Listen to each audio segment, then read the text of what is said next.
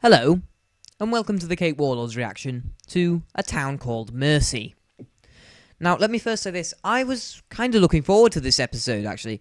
Having seen it in the trailer, I was like, yeah, this is going to be cool. And I wasn't disappointed in any way. It was a really good episode.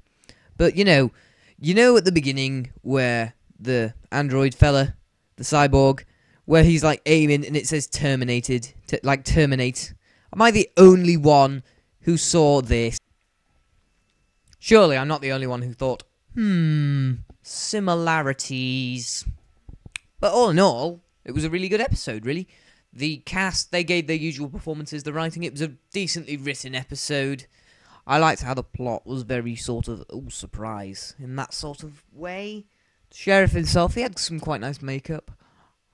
The ship, I was a bit confused by it, having this self-destruct thing. I was a bit like, with that one. I mean, all in all, it was a good episode, but I just sort of felt, you could have had a bit more in there. There was a moment which I almost laughed at, was, the doctor, the alien doctor? Yeah. And the doctor from the show, how the doctor just sort of chases him out. Not armed in any way, the doctor just sort of walks towards him quickly, and he's like, okay, I'm moving. Yeah, he's that scary. If I'm honest, there's not that much I can say about this episode. My mind is sort of blank. Although about the war thing, about these race having a war and using cyborgs and things, that was a nice sort of touch to bring this in. And the thing at the end where the robot, the cyborg, it stayed to protect the town, and I'm a bit like, hold on a moment. This has killed people, and they're like, should we really keep that? So not one of them objected, which was something. Now, another thing I saw here was, it's an android, a cyborg in a western. I mean, that's very original. I mean, no one's ever done that. Hey, wait a minute. Now.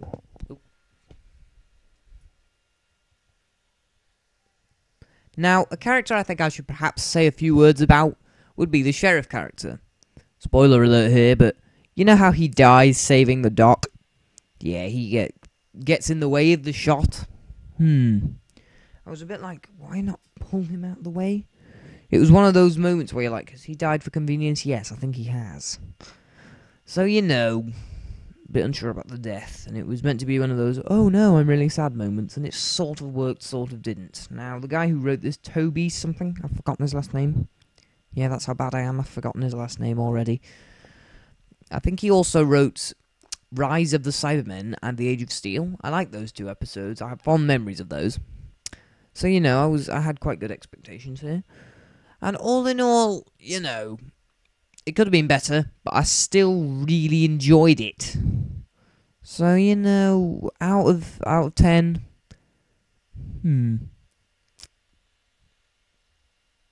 8. Because there were things I liked. For instance, the cyborg, he looked fantastic and he sounded fantastic.